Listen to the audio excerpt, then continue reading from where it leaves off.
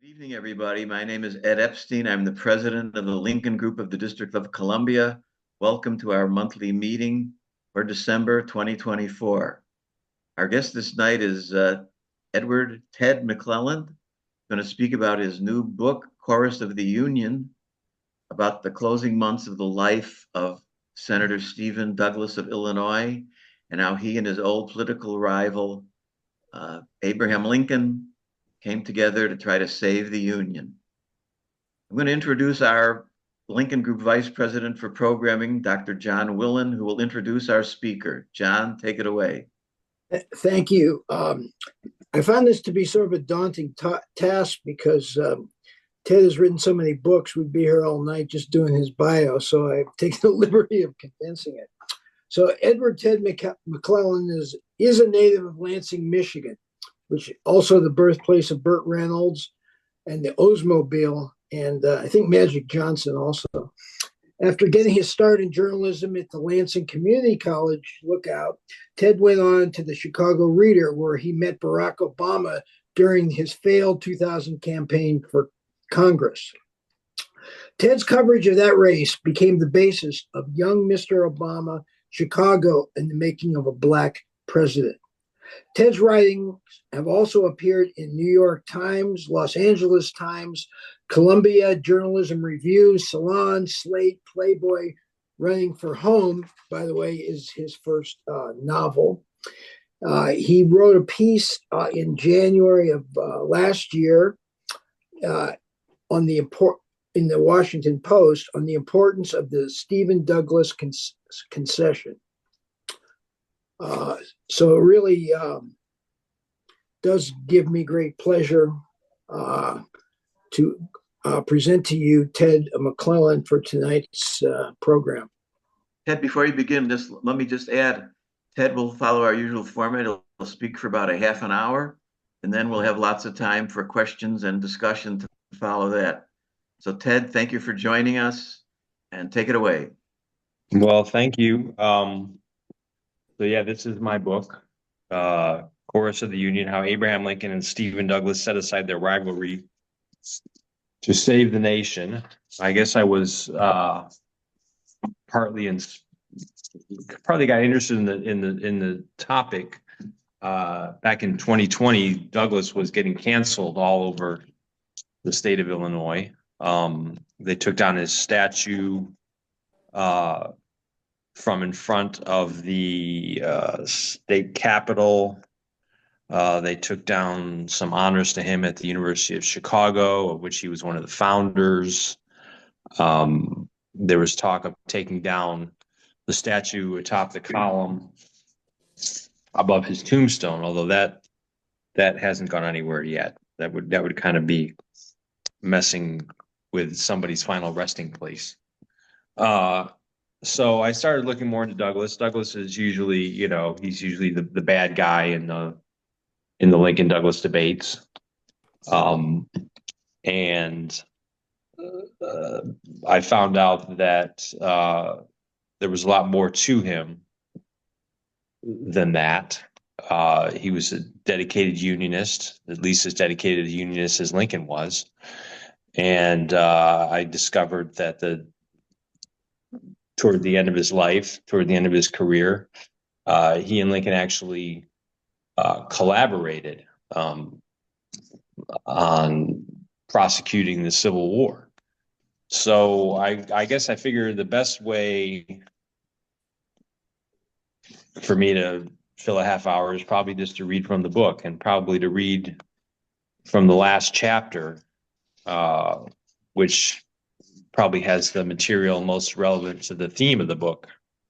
So I'll start by reading from chapter 10, which is titled Patriots or Traitors.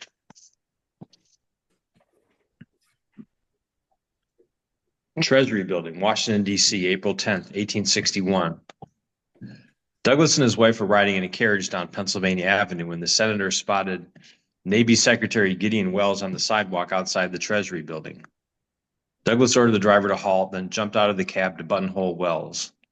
Fort Sumter was on his mind. The rebels are determined on war, he told Welles earnestly.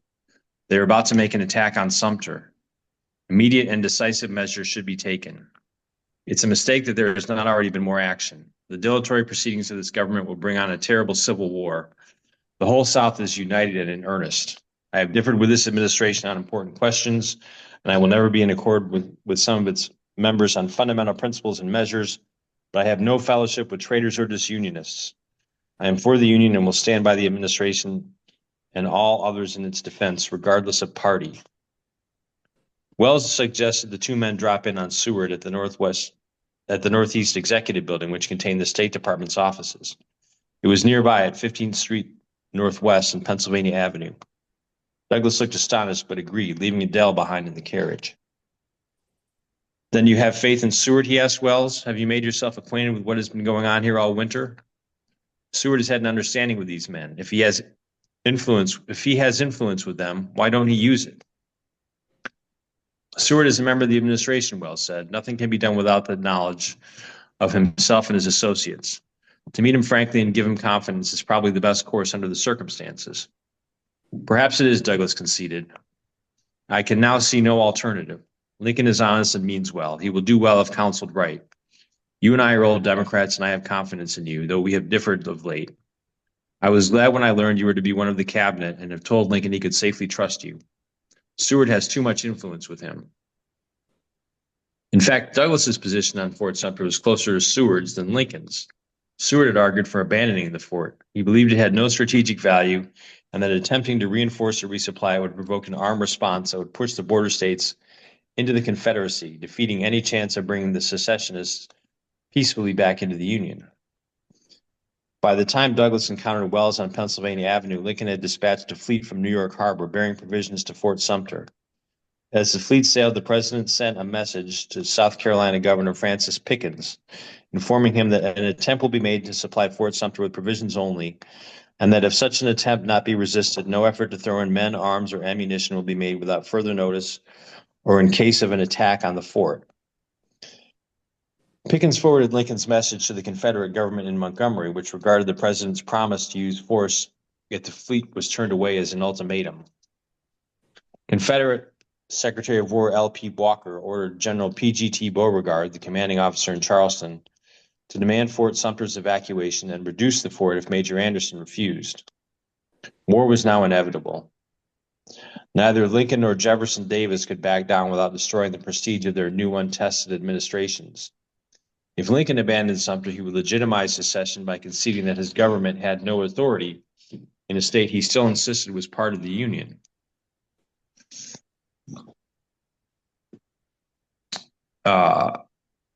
If Davis had tolerated a federal fortress in Charleston Harbor, how could he portray the Confederacy as an independent nation, England and France, whose recognition he hoped to gain?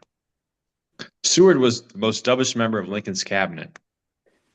The Secretary of State thought evacuating Sumter would buy time for the blind, unreasoning popular excitement in the South to give way to a new devotion to the Union. He favored assisting federal authority by resupplying Fort Pickens off Pensacola, Florida, which the Navy could provision from the Gulf of Mexico without coming into conflict with Confederate forces. Seward had even given hope to Unionists for the Richmond Convention by hinting that Sumter would be surrendered. It was an interesting role reversal since Lincoln had won the Republican nomination by playing the moderate to Seward's radical. Lincoln reminded Seward that at his inauguration, I said, "The power confided in me will be used to hold, occupy, and possess the property and places belonging to the government, and to collect the duties and imposts." This has had your distinct approval at the time and taken in connection with the order I immediately gave to General Scott, directing him to employ every means in his power to strengthen and hold the forts. Comprises the exact domestic policy you urge, with the single exception that it does not propose to abandon Fort Sumter. By the time Seward received Wells and Douglas in his office, he was reconciled to Lincoln's Fort Sumter policy. Taking a pinch of snuff instead of his usual cigar, he listened to Douglas and promised to relay his concerns to the president. "I know there are wild and reckless men in Charleston, and we shall have difficulty with them, but I know of no way to prevent an assault if they are resolved to make one," the Secretary of State said. After the meeting, Douglas told Wells that he had been watching the course of events for months, but had been unable to do anything to control it. "I have found myself in the confidence of neither party. he said ruefully. I tried to rally the democracy, but the party was broken up. Slidell, Cobb, Breckinridge, and others were determined to break up the Union, too. I could do nothing with them. Others, like you, took the opposite course and got mixed up with old Whigs, and I had as little influence with you. Buchanan was feeble and incompetent. The great point with him and his cabinet was to drift over to the 4th of March. Douglas considered himself a man without a party and without influence, but in the last 2 months of his life, he would put partisanship aside and make his greatest contribution to the nation, a final effort to defeat the secessionists he had spent his career trying to appease.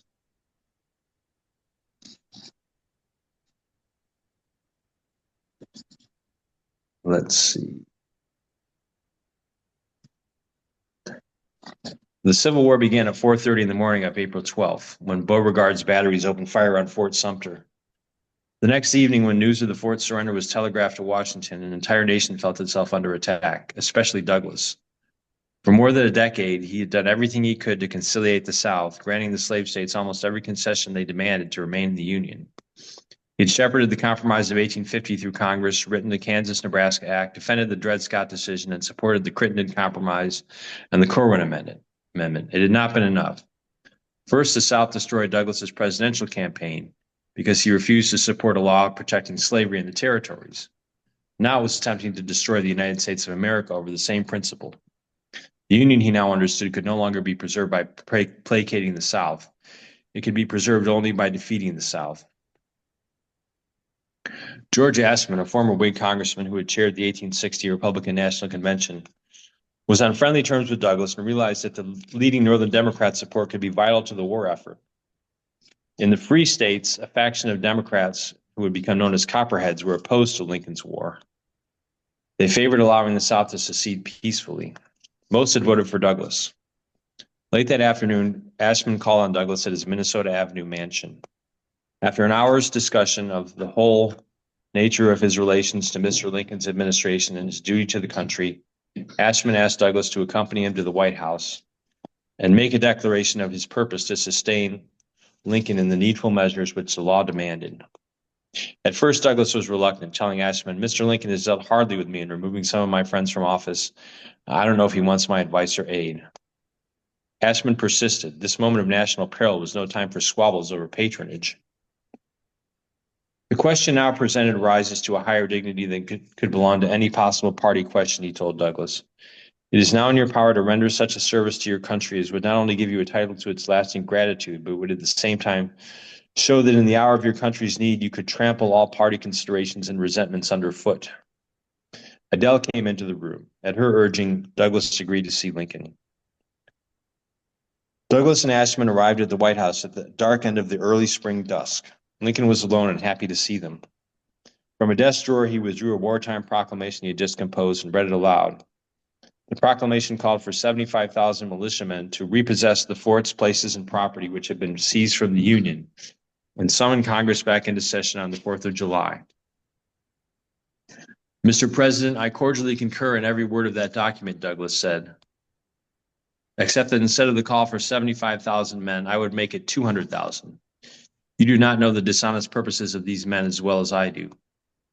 Douglas walked over to a map hanging on a wall at the end of the room and indicated strategic points that should be strengthened against possible Confederate attack. Fort Monroe and Harper's Ferry in Virginia, which would vote to secede 3 days later. Cairo, Illinois, at the meeting of the Ohio and Mississippi rivers, and Washington. Douglas told Lincoln it might be difficult to move troops overland through Baltimore, where secessionist sentiment was still strong. He suggested an alternate route through Perryville, Havre de Grace, and Annapolis. As they left the White House after a 2-hour conference, Ashmun suggested that Lincoln write an account of his strategy session. Suggested that Douglas write an account of his strategy session with Lincoln and send it to the newspapers. You've done justice to your own reputation and to the president, and the country must know it, Ashmun said. The proclamation will go by telegraph all over the country in the morning, and the account of this interview must go with it. I shall set it either in my own language or yours. I prefer that you should give your own version. Drive to your room at Willard's and I will give it shape, Douglas agreed. At the hotel, Douglas composed this dispatch for the Associated Press. Mr. Douglas called on the president this evening and had an interesting conversation on the present condition of the country.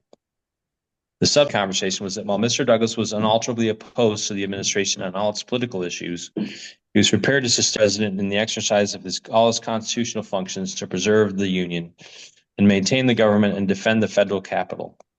A firm policy and prompt action were necessary. The capital of our country was in danger and must be defended at all hazards and at any expense of men or money. He spoke to the present and future without reference to the past. At the telegraph office, Douglas ran into a friend who asked how the president should respond to the shelling of Fort Sumter. If I were president, Douglas said, I'd convert or hang all the traitors within 48 hours. Then he added,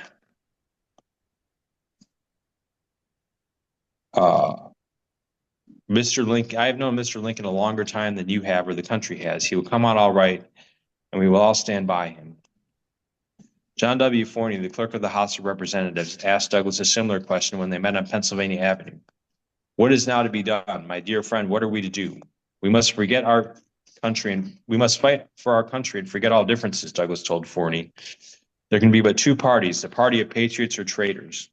We belong to the first. Over the next week, Douglas attended several more strategy sessions with Lincoln and Winfield Scott, the elderly rotund Mexican war hero who was, for the moment, commanding the Union forces. A rumor went about that Lincoln was considering appointing Douglas a brigadier general. Lincoln responded he doubted Douglas would accept a commission, but I can imagine few more qualified. So we're going to skip ahead a little bit here to the Protect the Flag speech.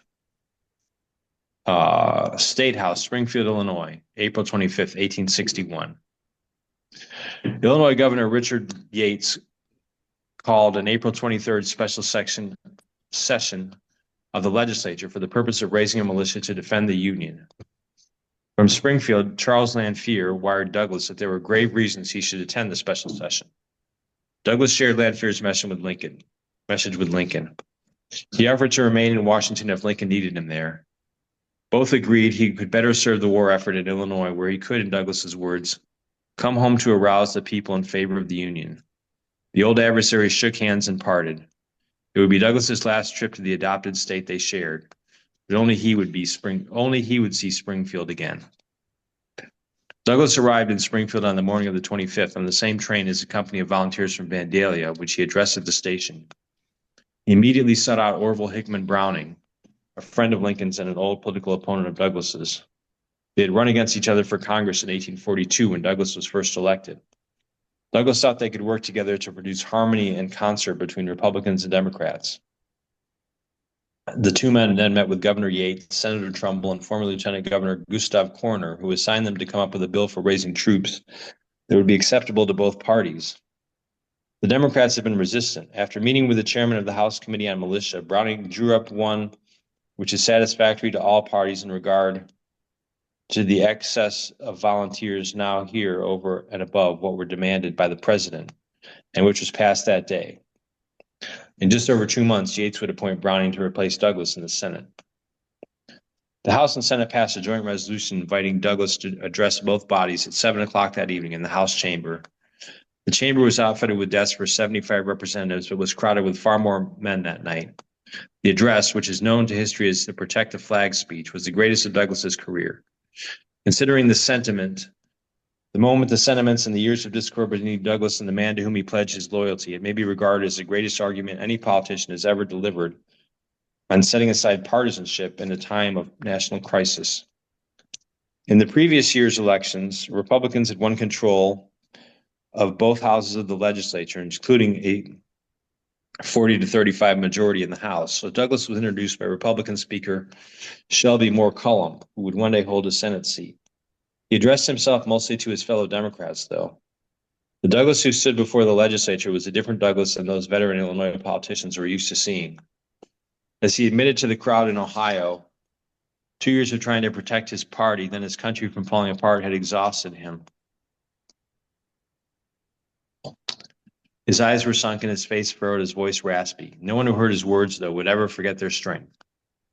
For the first time since the adoption of the federal Constitution, he began, standing at the burnished speaker's rostrum before a portrait of Washington, a widespread conspiracy exists to destroy the best government the Son of Heaven ever shed its rays upon. Hostile armies are now marching upon the federal capital with a view of planting a revolutionary flag upon its dome, seizing the National Archives, taking captive the president elected by the votes of the people, and holding him in the hands of secessionists and disunionists. Douglas had prayed and implored for compromise, spared no effort for a peaceful solution, but now that peace had failed and war was declared, there's but one course left for the patriot, and that is to rally under that flag which is waved over the Capitol from the days of Washington. The South had no grievances that could justify rebellion. The fugitive slave law was enforced. The Republicans in Congress had organized the Colorado, Dakota, and Nevada territories without any restrictions on slavery. Yet simply because a certain political party has succeeded in a presidential election, the slave states thought their liberties unsafe in the Union. Refusing to abide by the results of an election would make the United States as chaotic and unstable as Mexico, whose every president was overthrown before serving out his term. You all know that I am a very good partisan fighter in partisan times, Douglas said. And I trust you will find me equally as good a patriot when the country is in danger. Now the country was facing the greatest threat in its 85-year history.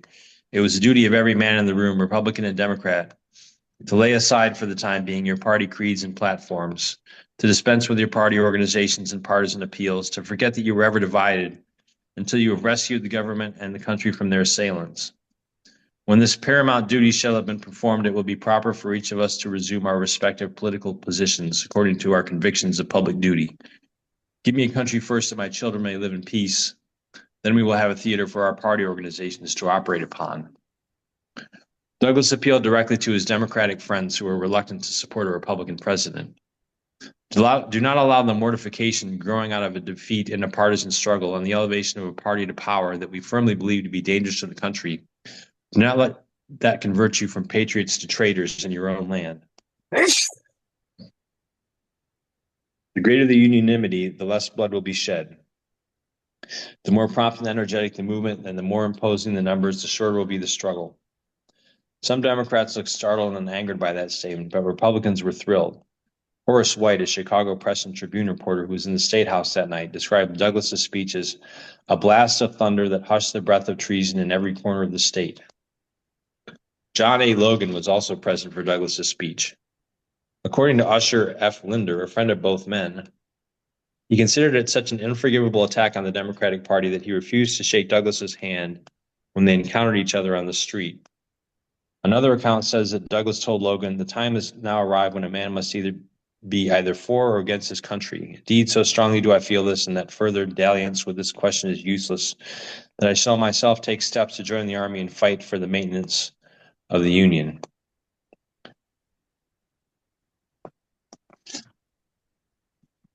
In the words of Gustav Korner, who also witnessed the speech, Douglas's influence was of large influence to our cause, as he was really the idol of the Northern democracy. The counter efforts that were made for some time by John A. Logan and Dan Voorhees, who denounced Douglas as having betrayed his party, fell dead, and Logan soon found it advisable, in order not to kill himself forever, to join the volunteer army. In April, though, the loyalty of Logan in Egypt was still in doubt. Douglas wrote Lincoln from Springfield that he had found the state of feeling here and in some parts of the state much less satisfactory than when I arrived. There will be no outbreak, however, and in a few days I hope for entire unanimity in the support of the government and the Union. Douglas so virulently desired the Confederacy's destruction because he felt double-crossed by the South. As he admitted in his speech, he had leaned too far toward the South interests against those of his own section. No compromise had been enough. Before leaving Springfield, he told Browning of a plot among Buchanan, Jefferson Davis, Robert Toombs, and Secretary of War John B. Floyd of Virginia. If Breckinridge had carried all the slave states, plus Oregon and California, they planned to give him control of the Army and Navy and inaugurate him as president, in spite of Lincoln's electoral majority. This he knew for a fact. Days later in Chicago, Douglas delivered his most bitter attack yet against the South. That's my reading.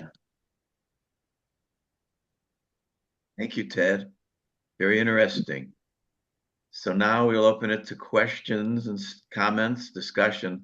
I'd like to begin by asking a speculative question, which I know historians don't like to answer. But do you think if so Douglas died when in June 1861? Right. Heavy drinking did him in, cirrhosis, whatever. If he had not died, how long do you He think had the typhoid alliance with fever. Lincoln would have lasted? Do you think once the war became about emancipation, would he inevitably fallen away from backing Lincoln? I don't know that he would have supported the Emancipation Proclamation I don't know if he would have supported the 13th Amendment, but I'm sure he would have continued to support the conduct of the war and the Union side in the war. Whether whatever goals Lincoln had for it, Douglas wanted to preserve the Union. So he would have been considered a war Democrat, I guess. Would he the Absolutely, yes. He was very much a war Democrat. He was the leading war Democrat when the war started. And what do you think he would have made of the Copperhead Democrats like the Lathingham and them? I think he would have, as he said in the speech, do not let the mortification over the victory of a political party convert you to patriots or traitors in your own land. I think he Yeah. might have thought that they were traitors. Oh boy. Okay, anyone else? Who else has a question or comment? Yeah, I have a question. In your book, you talk about obviously how he was trying to Douglas was trying to help Lincoln save the Union. But you also talk about how while he was pro-Union and didn't want secession and all of that, my impression was that he still was kind of not very agreeing with Lincoln's where he was going on his policies and everything, that he was really maybe even blaming Lincoln for not giving in as much or enough to Right. what the South wanted. Is that correct? Well, he admitted they had differences in policy, in policy and in political goals. But he said that, once the nation was under attack, we have to be united to repel that attack, whatever our political differences are. Well, maybe follow up on that. It's like, so what was he suggesting, or would he have suggested if he had lived longer, to solve the problem of secession and the war started? Well, I think defeating the South, that once Fort Sumter was attacked, was all he was suggesting. I mean, just the fact that Lincoln said he wanted to raise an army of 75,000 men, and Douglas said you're going to need 200,000 men. You don't know the dishonest motives of these men as well as I do. So he would have been more of a war hawk than Lincoln was. I think at that point he was more of a war hawk than Lincoln was. So they may have had a different idea about the country that they wanted to emerge from the war, but I don't think they disagreed at all on the importance of winning the war. You mentioned that Bonnie Harper has her hand raised. Go ahead, Bonnie. Thank you for your presentation. I found it interesting as well. I just am curious about the dynamic between Lincoln and Douglas at this juncture, knowing how in the Lincoln-Douglas debates, he was just so free with insults and terrible characterizations. And I know Lincoln is known for rising above and being, not taking things personally, but it does kind of strike me that it seems like a real turnaround for a relationship after, Lincoln won, Douglas lost. I'm just curious about their personal dynamic. Yeah, well, for a long time, Lincoln was in Douglas's shadow. You know, he was very envious of Douglas's political success, and for Douglas to lose the presidential election to Abraham Lincoln of all people, this man he had overshadowed for so long in Illinois, it must have been galling for him, but he was able to put that aside for the greater purpose of winning the war. Well, but what do you think about Lincoln? Lincoln's regard for him. Lincoln's regard for him. Well, I think Yeah. for a long time, I think Lincoln admired his success and envied his success. Although I think he thought that as a politician he talked out of both sides of his mouth, which I think a lot of people thought about Douglas, and I know he thought Douglas drank too much, which a lot of people thought about Douglas. But I think he was, he realized the value of Douglas's aid once the war began. He was the leading Northern Democrat. Ted, you in your reading, you talked about that one evening when Douglas went to the White House to see Lincoln. How many times in all did he go to the White House to see Lincoln while Lincoln was president? And did he ever see his old flame, Mary Lincoln, in the White House? I don't know if he ever saw Mary in the White House.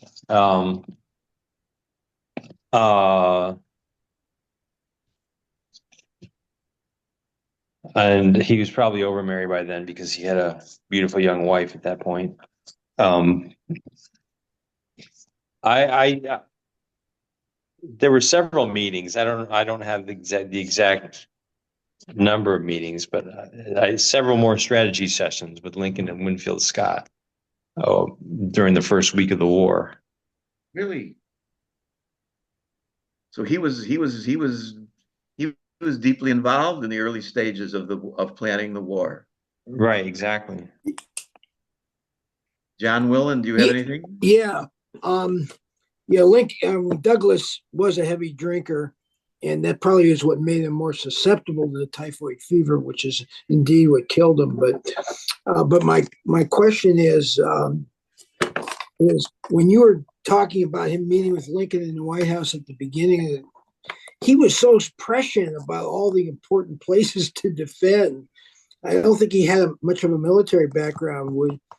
But you said Lincoln did consider offering him one of these political general positions. Sounds to me like he was pretty knowledgeable militarily. Mm-hmm.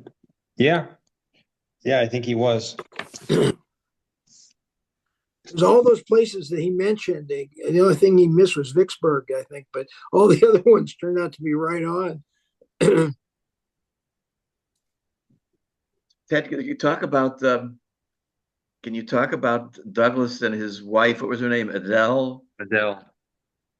Was it she who owned the plantation in Louisiana, or was his first wife on the plantation in Louisiana? So he had how many slaves did he didn't own the slaves, but he held them in trust, right? He was responsible. Well, it was in the name of his sons. Uh-huh. So yeah, he profited. He profited from the operation. I had a little anecdote here that I skipped over. I can go back to it. Yeah, go ahead. Let's see. Secession had personal as well as political consequences for Douglas. Early that month, he wrote to James McChatton, overseer of his family's Mississippi plantation, asking whether he could arrange to send me $2,000 or even $1,000 to relieve my immediate necessities.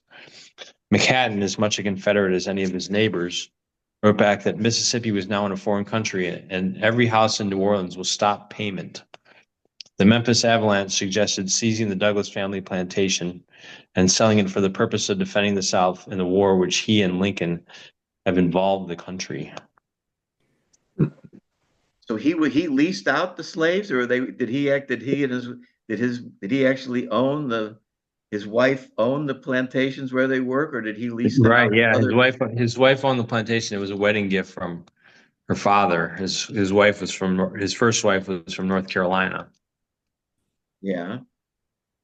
Didn't he I thought I read somewhere that he leased the slaves to some other plantation Yeah, I think that's that. I think he did do that.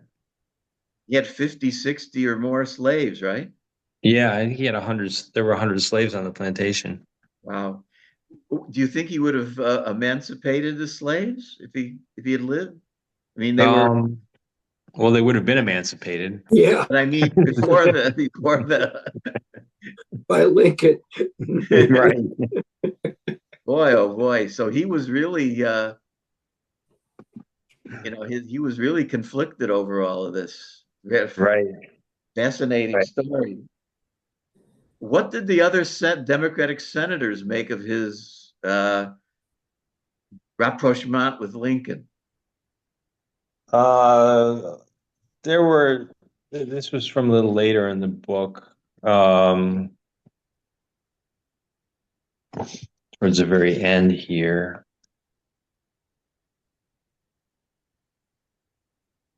By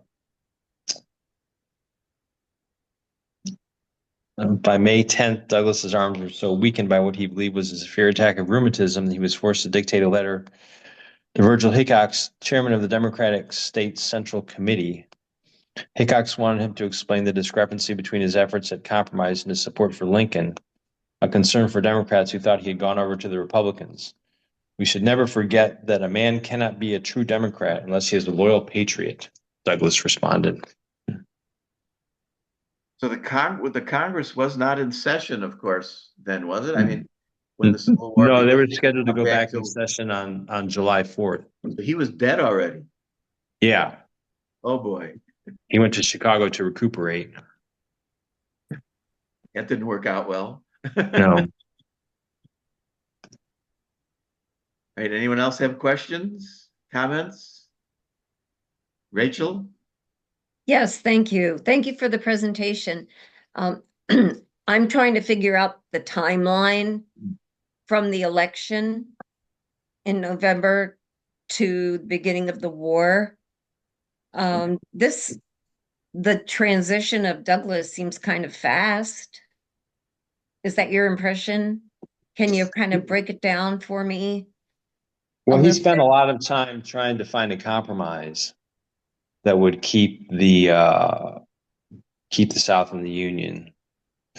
You know, he was for the Crittenden Compromise, which was put forth by Senator John Crittenden of Kentucky, which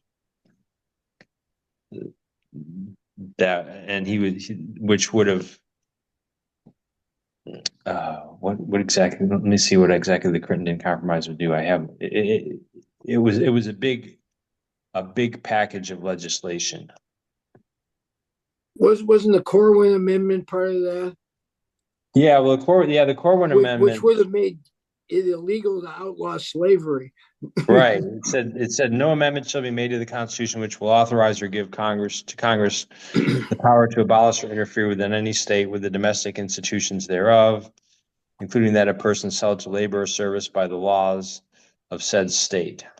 The so-called Crittenden Compromise was not much of a compromise. It basically stopped everything they wanted. Well, it would have restored the Missouri Compromise. Yeah. All right. You know, which the Republicans didn't like that because it would have created more slave territory. But I think wasn't the key point for Douglas was that no matter what your disagreement was with Lincoln and the Republicans, you should not secede from the Union, and you could not secede from the Union. Right. The most important thing about Crittenden was he was able to get a street named after him in Northwest Washington. Oh, okay. I did not know that. It's in Northwest. Yeah, he does have a street named after him. Yep. All right, Jeff Boutwell has his hand raised. Go ahead. You mentioned Crittenden, and that makes me think of the Virginia Peace Convention that was held at the Willard Right, Hotel in February. right. Did Douglas have any role in that? Not really. He did not he did not attend it, although he was in favor of the compromises that came out of it. Well, okay, here's something. 4 days after Lincoln's arrival in Washington, Douglas visited his old rival alone in his suite at the Willard and begged him to use his influence to prevent the peace conference from breaking up without a resolution. If that happened, the border states might secede before Congress had a chance to pass conciliatory amendments. Only you can save the country now, Douglas told Lincoln. Unless Lincoln did everything possible to preserve the Union, he would bear the fearful responsibility of seeing it break up on his watch. It was imperative that he speak to his Republican allies in the conference immediately. Another 24 hours and it might be too late. You have children as well as I do, Douglas burst out. In God's name, act the patriot and try to save our children a country to live in. I am your political opponent and I expect to oppose the political measures of your administration, but I assure you that no partisan advantage should be taken or political capital manufactured out of an act of patriotism which would preserve the union of the states. I have not performed my duty and I ask you to perform yours. Oh boy.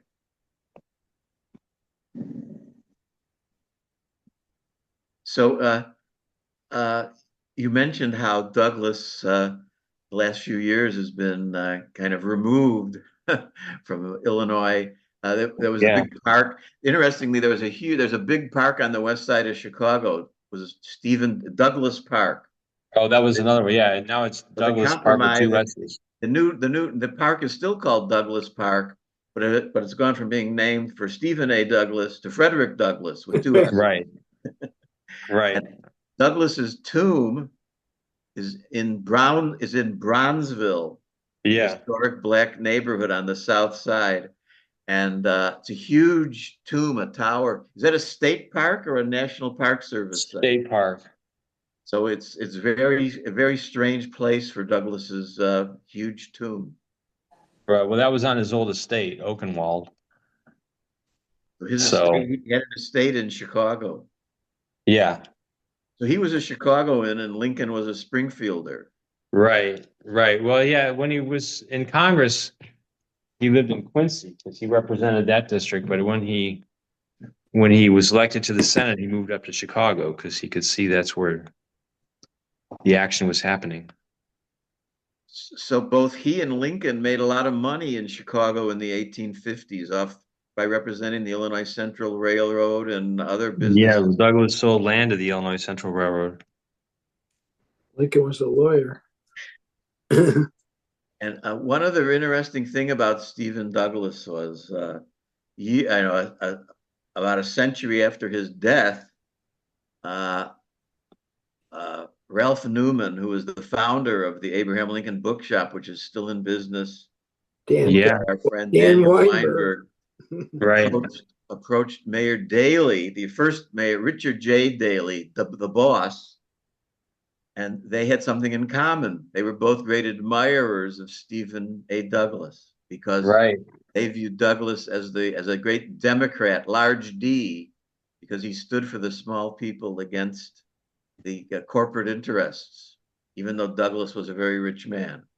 And they created the Stephen Douglas Association, which was very active for many years, although it's died out now, of course. Yeah, pretty much. They used to have annual luncheons and meetings and give out awards, and they had a big newsletter. It was a very active group for many years. Does anybody is Stephen Douglas in Illinois today? Is he thought of as anything other than as a racist, slave-holding senator? Yeah, that's pretty much his reputation nowadays. There's still a Capitol. There's still a statue of him inside the state Capitol. So they moved it inside. Well, no, they didn't. There was already one inside, and it's okay. It's still there. There was one outside on the lawn that's gone. Right. It was behind the Lincoln statue. Oh, okay. All right. How old was he when he died? He was still a young 40. man. 48. 48. Boy. Okay, that's a shame. Well, would have been interesting to see what happened if he had lived on. Well, that would have been a longer book. He drank too much. Ted, do you know Yeah. if that statue is still in, I think it's Winchester? Yeah, I think there is still a statue of him in Winchester. So they didn't take that down. Right. I remember seeing it when I was out there several years ago. Anybody else have something they want to offer, a question or comment? No?